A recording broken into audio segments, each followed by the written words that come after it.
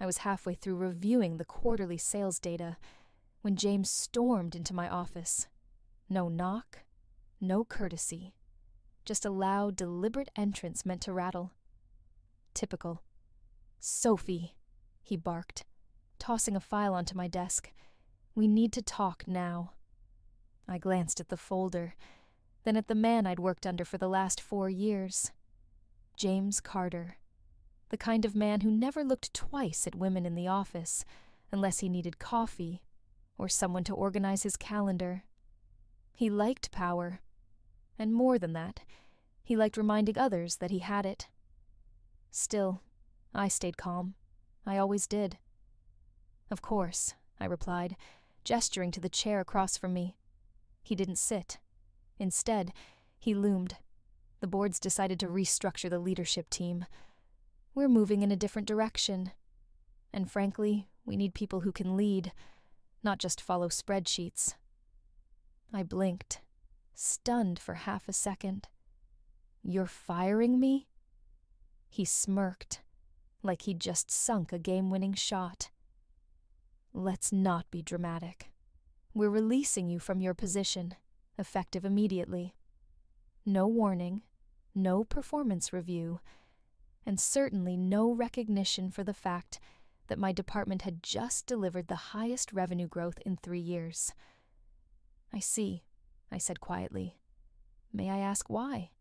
His tone was clipped. "You lack vision. You manage tasks, not people. And let's be honest, this industry needs strong leadership, assertiveness, confidence, traits you haven't exactly demonstrated." There it was, not even veiled.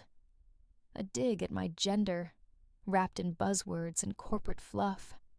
He didn't see me as a leader, not because I hadn't delivered, but because I didn't fit his outdated mold.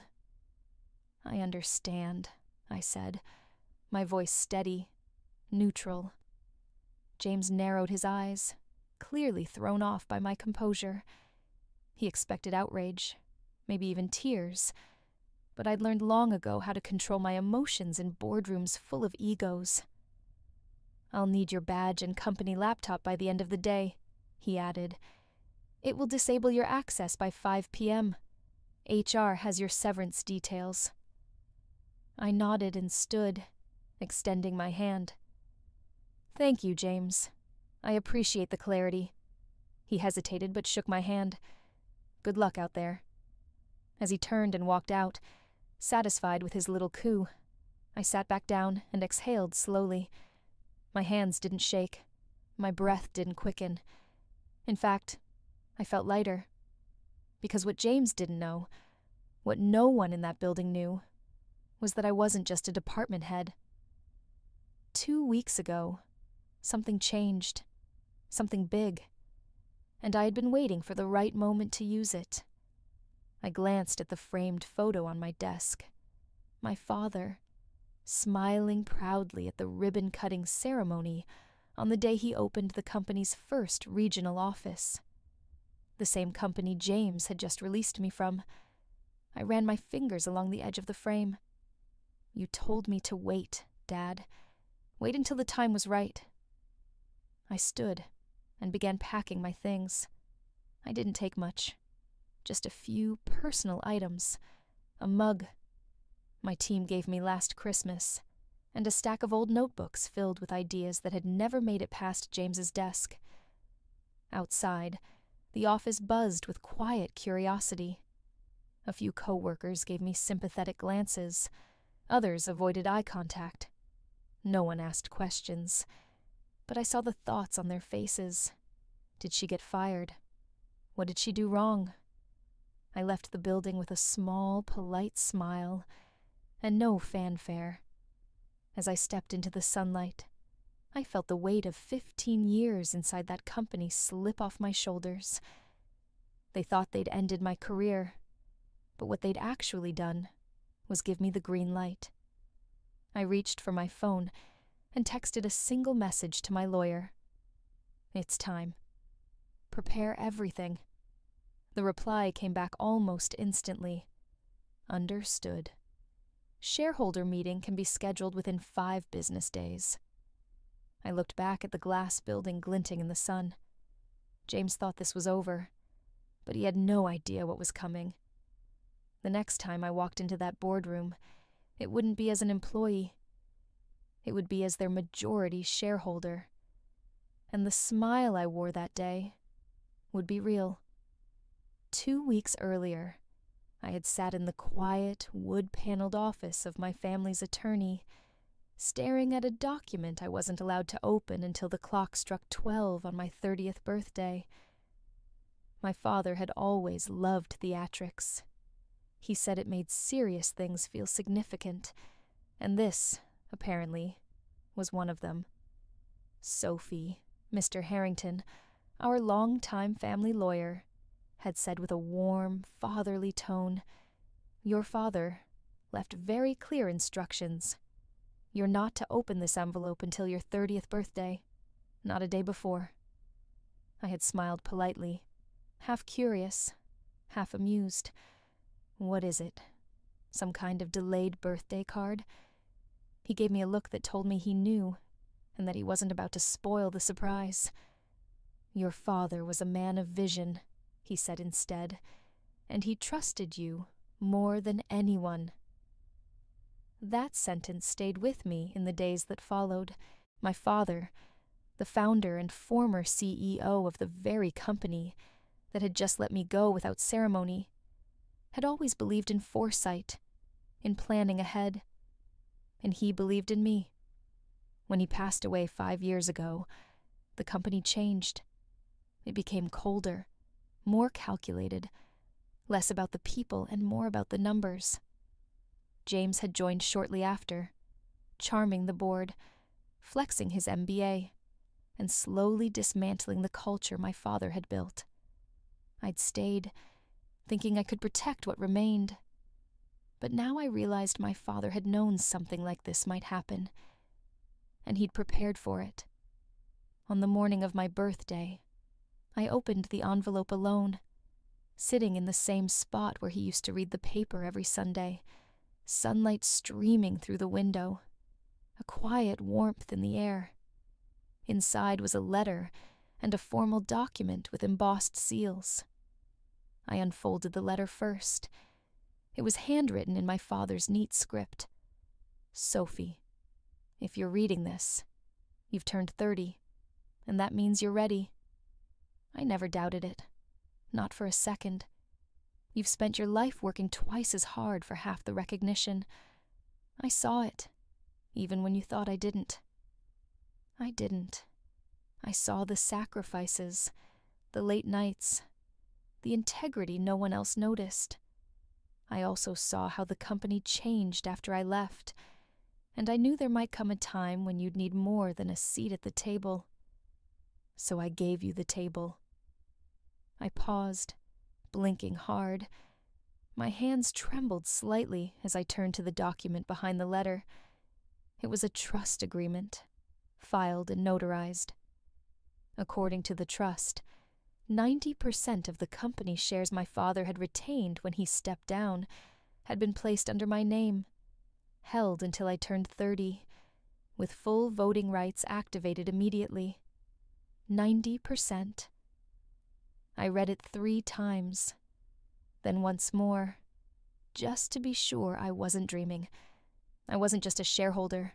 I was the majority owner, the controlling shareholder. My entire body buzzed with disbelief, adrenaline, and something else. Power. Quiet. Measured. Undeniable power. I called Mr. Harrington immediately. "Is this real?" I asked, barely able to get the words out. "Yes," he replied simply. "Your father structured the trust to avoid public filings. It was airtight. The board has no idea, unless you choose to tell them." "Why didn't he activate it sooner?" "He wanted you to experience the company on your own terms first, to see who would reveal themselves, to decide if you wanted it before you used it." That line hit me hard.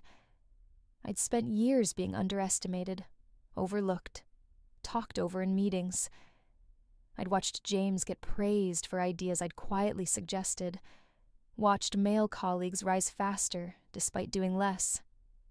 I'd smiled through it all, thinking patience and hard work would pay off. Now I realized it hadn't been time that was missing. It was leverage, and suddenly, I had it. I scheduled a follow-up with Mr. Harrington for the next day. "Let's talk about what comes next," I said. He didn't miss a beat. "We'll prepare the documents to call for a shareholders' meeting. We'll notify the board once everything's ready." "Don't notify them yet," I said. "Not until I give the word." There was a pause on the line. "Sophie, may I ask what you're planning?" I looked out the window of my apartment, watching the traffic roll by, people rushing, unaware that everything was about to change. "I'm planning to walk into that boardroom," I said calmly, "and show them exactly who they tried to fire." I didn't show up for the mandatory exit interview. HR called twice, then emailed. I ignored them both. Instead, I sat in the quiet corner booth of a discreet downtown cafe, sipping a flat white, while Mr. Harrington reviewed the final draft of the shareholder meeting request. It was official now. On paper, I held 90% of the company's voting power, a legal and financial reality James would never have seen coming. "You sure you're ready?" Harrington asked, adjusting his glasses as he slid the documents across the table. "Once you submit this, you'll be throwing a grenade into their boardroom." I looked him in the eye, my voice steady. "They pulled the pin the moment they fired me." He gave a small nod. "Fair enough." The documents were simple, as most powerful things often are. A formal notice of a special shareholder meeting with a single agenda item, leadership review, and appointment of new executive management. James wouldn't be expecting it. That was the point. His entire style was built on control through confidence. He bulldozed meetings with jargon, steamrolled quieter voices, and weaponized charm when needed. The board, mostly older men who liked his bravado, had let him run unchecked for too long. They'd soon discover how fragile that kind of power really was. "I'll serve them notice Friday morning," Harrington continued. "The meeting will be set for Tuesday. That gives them 2 business days to panic." I couldn't help but smile. Perfect. That afternoon, I sat down with Caroline Winters, the trustee who had managed the shares since my father's passing. She was sharp, discreet, and had a memory like steel. "I've watched that man dismantle your father's legacy brick by brick," Caroline said, sliding a folder across her desk. "You don't owe him politeness." Inside the folder was everything I'd need for Tuesday: ownership certificates, voting records, and a detailed summary of company performance under James's leadership: declining employee satisfaction scores, rising turnover, overspending on executive perks, and a flattening revenue trajectory despite a growing market. "He's been hiding under inflated projections," Caroline said flatly. "If this continues, he'll drive the company into the ground within 2 years." I nodded, absorbing every word. I'll let the numbers speak for themselves. As I left her office, I walked past the mural in the hallway, an oil painting of my father standing in front of the first company headquarters. He was younger in the painting than I ever remembered him in life, his hand resting on the shoulder of a small girl in a red dress. Me. He believed in legacy and in people, and even though he wasn't here anymore, I could still feel his hand on my shoulder. By Monday morning, the buzz around my sudden disappearance had turned into full-blown rumors. I got texts from former colleagues. "What happened? Did you quit? James is acting like nothing happened, but HR is weirdly tight-lipped. Whatever you did, I hope you're okay." I didn't respond. Not yet. The silence was part of the plan. I wanted James confident, certain he'd erased me from the story. Let him play king a little longer. Let him underestimate me one last time. That evening, I stood in front of my mirror, trying on the navy suit I'd bought for special occasions, but never worn. It was sharp, tailored, clean, the kind of outfit you wear when you walk into a room not to ask for power, but to own it. I practiced what I'd say, not a speech, just a few lines, precise, measured, undeniable. The truth would do most of the work for me. Tuesday morning arrived, crisp and cool. The city bustled as usual, unaware that inside one boardroom, everything was about to change. I arrived 10 minutes early, walking past the receptionist with quiet confidence. She did a double take, but didn't stop me. Upstairs, the boardroom lights were already on. I could see movement through the frosted glass. Mr. Harrington met me by the elevators, his expression unreadable but calm. "They're in there," he said. "James is already speaking. He thinks this is just another quarterly strategy review. Not for long." I took a slow breath, smoothed the front of my jacket, and stepped forward. The door to the boardroom opened with a soft click. Heads turned, conversation stilled, and James, mid-sentence, froze when he saw me. "Sophie," he said, eyebrows arching, "this meeting is for board members only." I smiled politely, setting the ownership documents on the table. "Exactly." Then I took my seat at the head of the table. The silence in the boardroom was absolute. James stared at me from the far end of the long oak table, confusion flickering across his face, followed by disbelief. I could practically see the gears turning in his head, trying to place me back in the box he thought he'd locked me in last week. "Sophie," he said again, voice sharp now, "this is a board meeting." As I already mentioned, employees are not permitted. I'm not here as an employee, I said calmly. I'm here as the majority shareholder. That one sentence shifted the entire energy of the room. Board members glanced at one another, some stiffening, others sitting forward with interest. One of them, Mr. Dalton, who had been with the company since my father's days, looked down at the document I'd placed in front of him, then back up at me with raised eyebrows. "Is this accurate?" he asked, adjusting his glasses. "It is," I replied. 90% of the company's shares were transferred to me through a family trust when I turned 30. All paperwork is in order, filed, notarized, and submitted in accordance with corporate governance. James looked from me to Mr. Harrington, who was calmly unfolding a copy of the ownership certificate and handing it to the board secretary. "You can't be serious," James scoffed, his voice rising. "This is absurd. Why would your father—" "Because he trusted me," I interrupted, "and because he knew exactly what this company would become without oversight." The room was still again. Everyone knew what I meant, even if I didn't say it outright. Since my father's death, James had turned the culture toxic. He rewarded loyalty over competence, appearance over results, and the numbers had started to show it. "Let's get to the point," I continued, opening the second folder I'd brought. "As majority shareholder, I've called this special meeting to review the current executive leadership, including the position of Chief Executive Officer." James stood now, his face flushed. "This is a coup, a personal vendetta. You think you can walk in here?" "I'm not asking," I said, finally raising my voice just enough to command the room. "I'm exercising my rights." Then I slid the financial report across the table. let's talk about performance. I didn't need theatrics. The numbers spoke for themselves.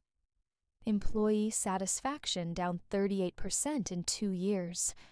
Turnover in key departments up 47%. 3 high-level discrimination complaints under HR review. Flat revenue growth in a booming market.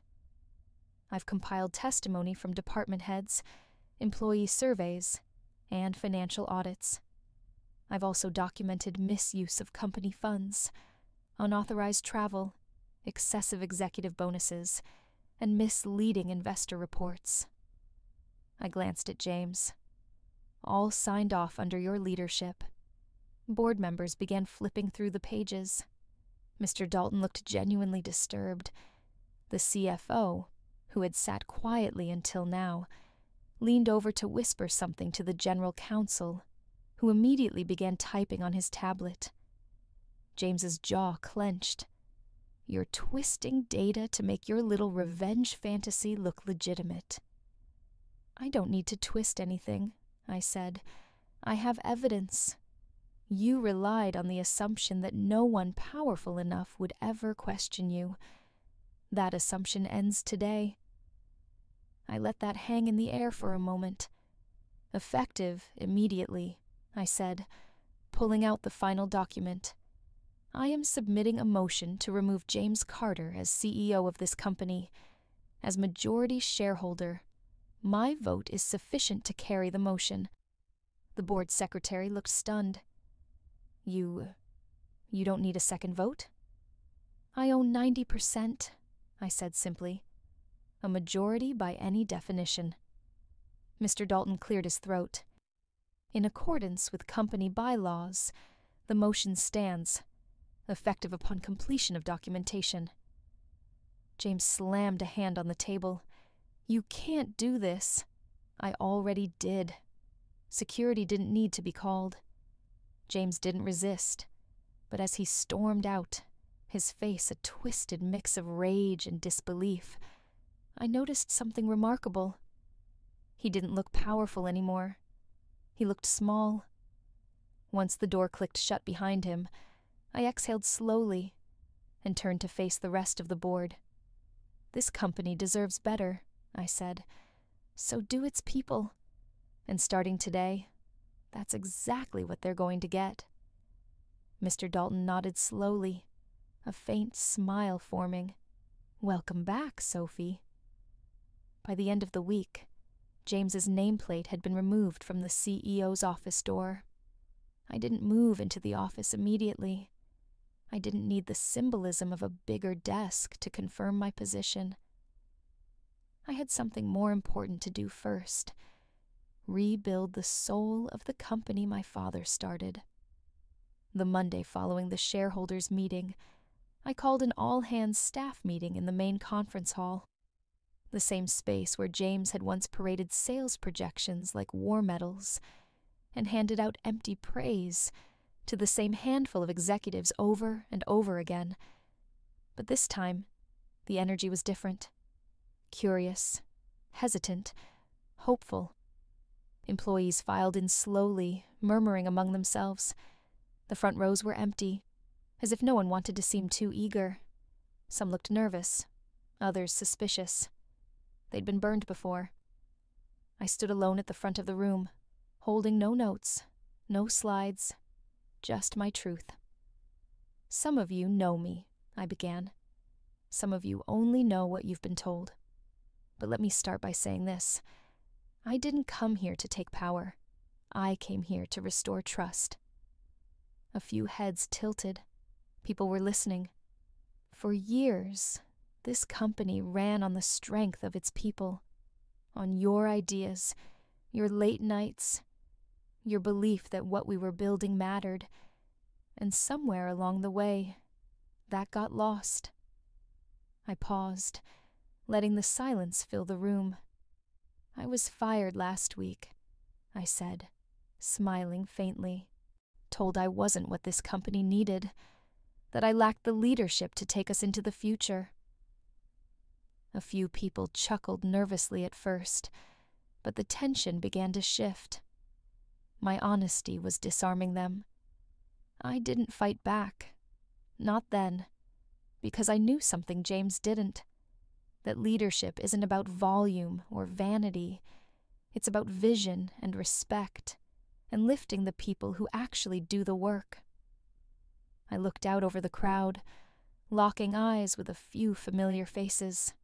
Engineers I'd worked alongside for years, assistants who were always overlooked, junior analysts who had been stuck under layers of corporate ego.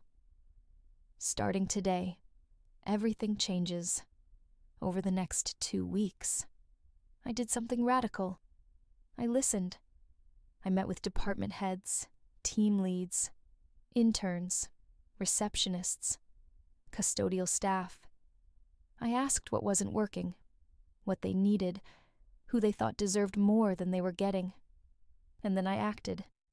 I promoted Maya from the customer service team to head of client experience, a role she'd unofficially been doing for a year, while her actual manager took credit for every success.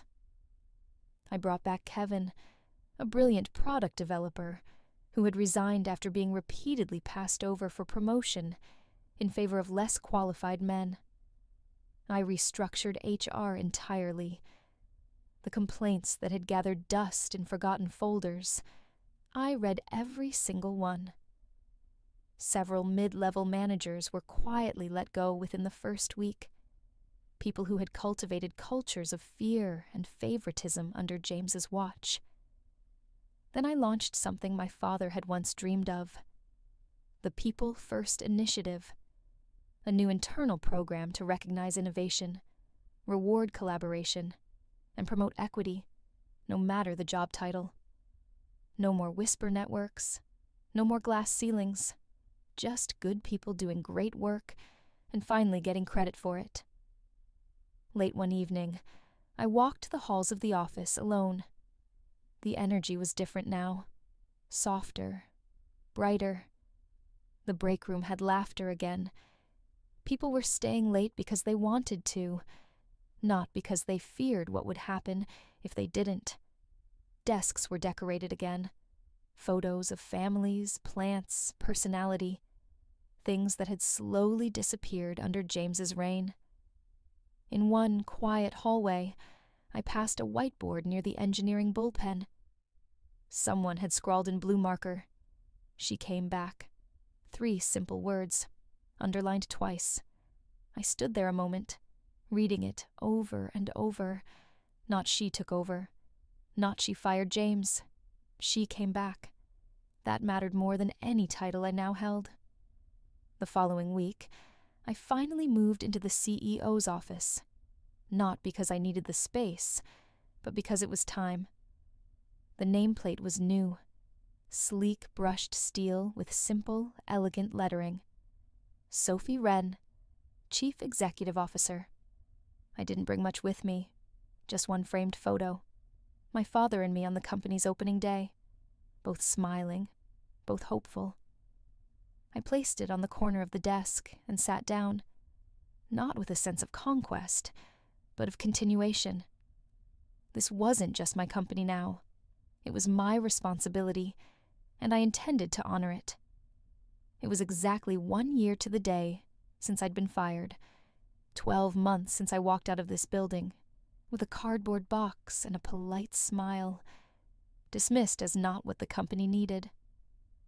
12 months since James had stripped me of my title, unaware that I held something far more powerful. And now, as I stood in front of the same glass doors, this time in a tailored suit, a sleek leather folder under my arm, and the full weight of the company's future resting on my shoulders, I felt something unexpected. Not anger, not triumph, just peace. I nodded to the front desk receptionist, who now stood the moment I entered. "Morning, Miss Wren." "Sophie, please," I said with a smile. "We're all on the same team."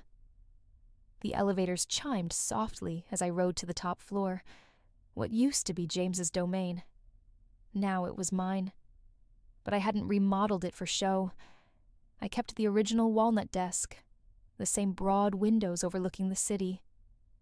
What changed were the photos on the walls, images of our employees, of team retreats, of product launches led by names that had too often gone unrecognized.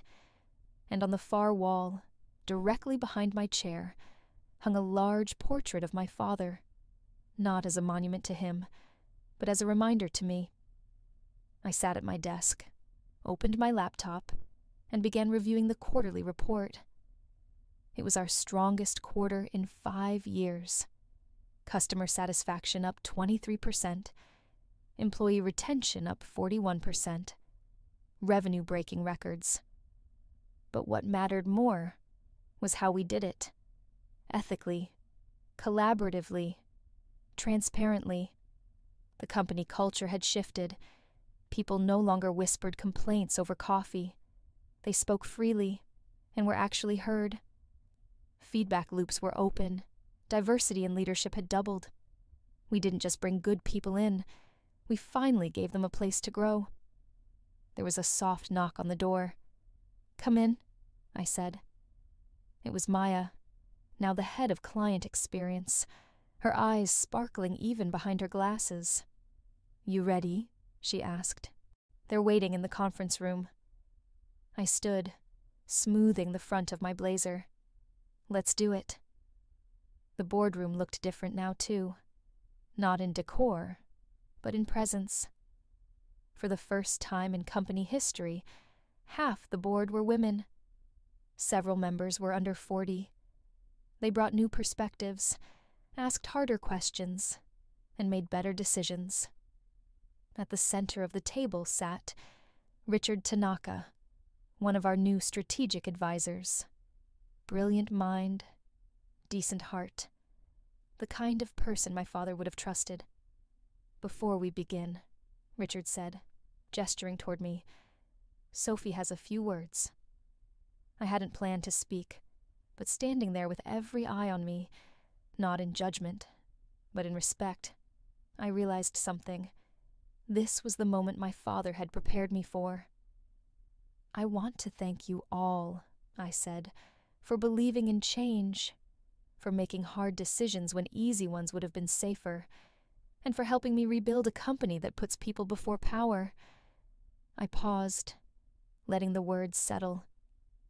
"Someone once told me I lacked leadership," I continued, "but leadership isn't about volume or title. It's about vision, accountability, and the courage to do what's right, especially when it's inconvenient." I smiled, not for show, but for real. My father built this company with those values. I'm proud to say we're finally living up to them again. A quiet beat, then applause. Not thunderous, just warm, genuine, the kind that stays with you. That afternoon, I took the long way back to my office, walking through each department the way I used to when I was just another face in the crowd. I stopped to check in with teams, to laugh with developers, to high-five marketing interns who just pulled off their first big campaign. In the break room, someone had baked cupcakes for an intern's last day. I took one, sat down among them, and talked about nothing important for 20 minutes. Because this wasn't just a company, it was a place where people felt they belonged. And that, more than stock prices or titles or revenge, was the real victory.